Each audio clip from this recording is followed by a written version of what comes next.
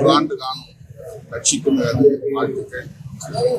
ஓராண்டு காணும் தோழர் ஆரோக்கியம்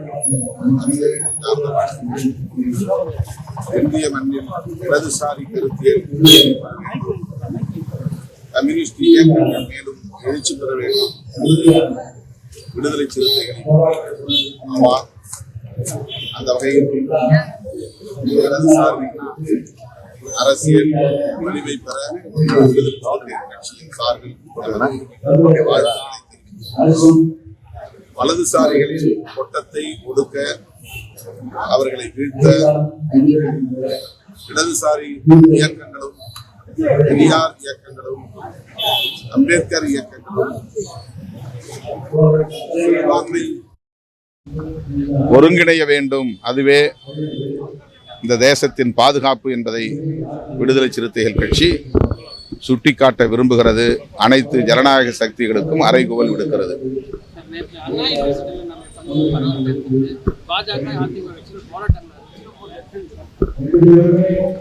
அந்த நிகழ்வு மிகுந்த அதிர்ச்சியை தருகிறது.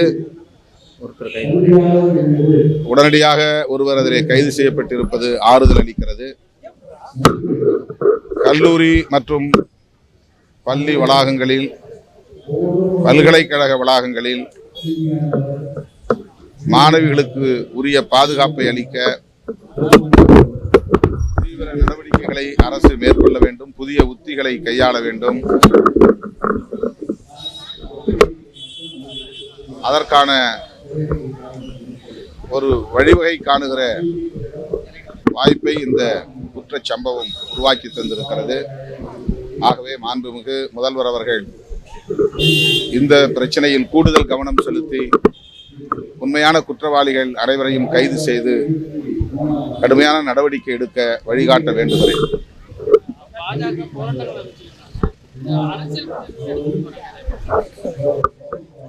எதிர்கட்சி என்கிற முறையில் அதை செய்யறாங்க. அதுல ஒன்றும் கருத்து சொல்வதற்கு எதுவும் இல்லை.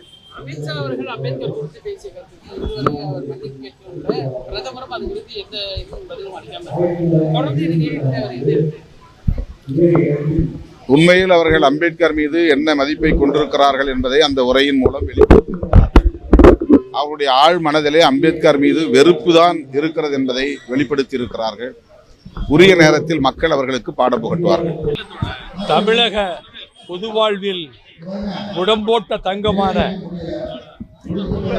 நூற்றாண்டு காண்கின்ற அண்ணன் நல்லக்கண்ணு அவர்களுடைய பெருமைகளை, அவருடைய உயர்வுகளை எடுத்துச் சொல்லுகிற விதத்தில் இந்த நூற்றாண்டு விழா இங்கே இந்திய கம்யூனிஸ்ட் கட்சியினுடைய தலைமையகத்திலே நடைபெற்று கொண்டிருக்கிறது. இங்கே கேடிகே தங்கமணி பாரட்லா அவரும் கம்யூனிஸ்ட் இயக்கத்துக்காகவே காலமெல்லாம் உழைத்தவர். அவருடைய நூற்றாண்டு விழாவும் அவருடைய நினைவு நாளும் இதிலே கொண்டாடப்படுகிறது.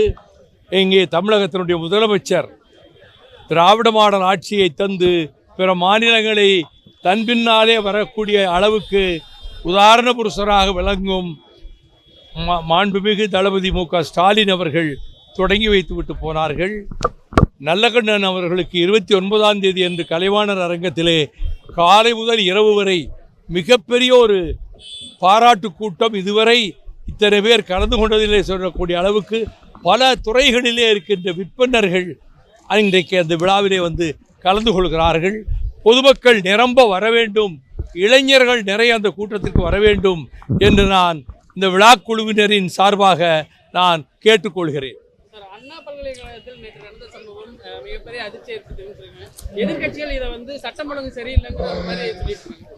அவங்க தடுக்கி விழுந்தால் அதுக்கு ஒரு சாக்கு சொல்லுவாங்க. அவங்களுக்கு எதுவும் கிடைக்கலன்னா அதை பேசுவாங்க. அவங்க எப்படி எதிர்கட்சிகளுக்கு இதில் தீனி போடுறதுக்கு என்ன இருக்குது? கூட்டம் எக்கச்சக்க நெரிசல், அந்த நெரிசல் அது இயற்கையாக ஏற்படக்கூடியது தான். அந்த நெரிசலில் அந்த பொண்ணு தவறி போச்சு. அதுக்கு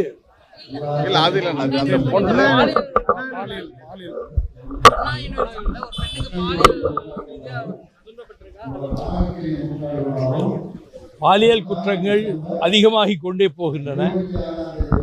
அரசு தக்க நடவடிக்கை எடுத்து ஆங்காங்கு உடனுக்குடனே அவர்களை இந்த குற்றவாளிகளை பிடிப்பதற்கு 2 நாள் 3 நாட்களிலேயே பிடிக்கக்கூடிய அளவுக்கு காவல்துறை ஏவி விடப்படுகிறது.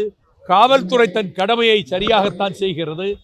நம்முடைய இளைஞர்களிலே சிலர் போதைக்கு ஆளாகி, ட்ரக்ஸுக்கு ஆளாகி, அதன் விளைவாகவும் இப்படிப்பட்ட விபரீதமான குற்றங்கள் நடைபெறுகின்றன.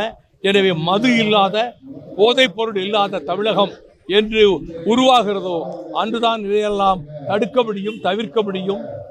ஐயா நல்லகண்ணு அவர்கள் இந்திய அரசியலில் மிக மூத்த தலைவராக இன்றைக்கு விளங்கி கொண்டிருப்பவர்.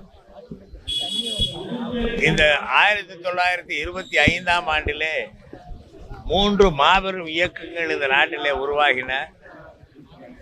ஒன்று கான்பூரிலே தொடங்கப்பட்ட இந்திய கம்யூனிஸ்ட் கட்சி, இரண்டாவது தந்தை பெரியார் அவர்கள் தமிழ்நாட்டிலே தொடங்கிய சுயமரியாதை இயக்கம், மூன்றாவதாக நாக்பூரிலே RSS என்ற ஒரு இயக்கம் தொடங்கப்பட்டது.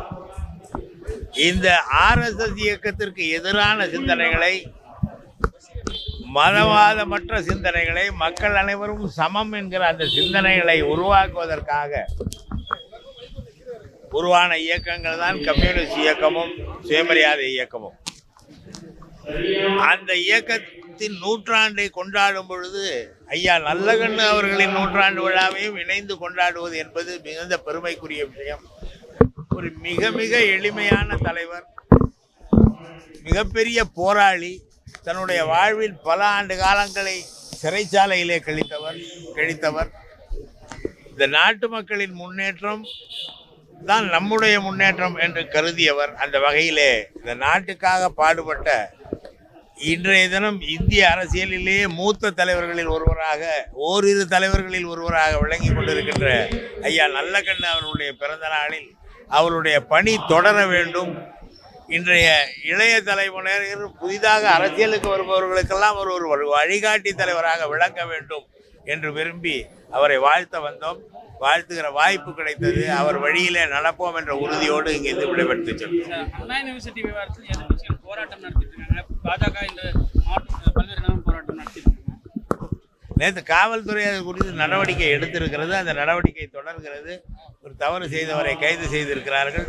அந்த போக்கிலே போய்கொண்டிருக்கிறது. தமிழகத்தில் சட்டம் ஒழுங்கு சரியில்லை, அதுதான் இந்த எல்லாத்துக்கும் காரணம் அப்படின்னு சொல்லி தமிழகத்தில் சட்டம் ஒழுங்கு சரியில்லை என்று சொல்வதே தவறு.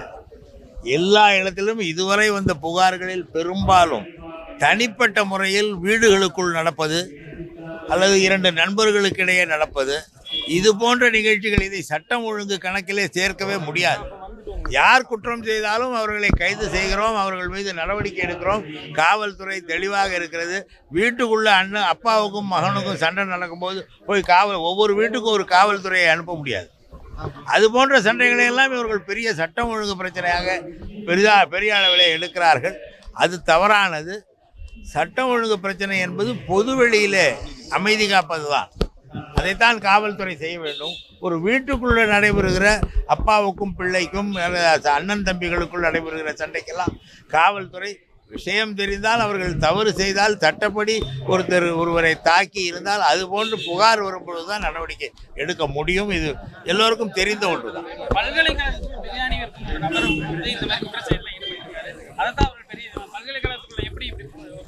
பல்கலைக்கழகத்துக்குள்ள நீங்க போறவங்களை எந்த பல்கலைக்கழகத்திலாவது வேற யாரும் உள்ள ஒரு கும்பலா போனா தடுப்பாங்க.